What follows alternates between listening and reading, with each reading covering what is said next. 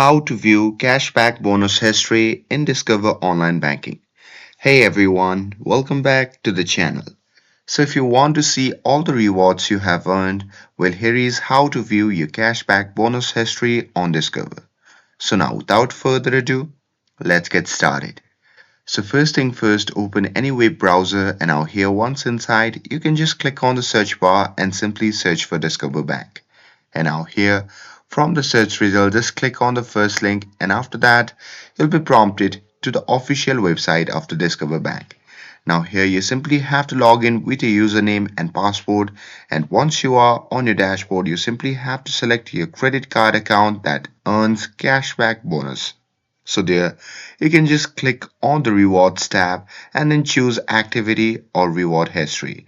And there you will see a detailed list of cashback you have earned, redeemed, or transfer over time.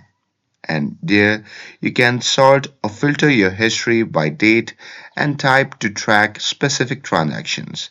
You can also download your cashback bonus history for personal records and budgeting. And that's it. That's how you can view cashback bonus history and discover online banking. With this, if you found this video helpful, then don't forget to like, share, and subscribe to get updated for more videos. Thanks for watching, and I'll see you in the next video.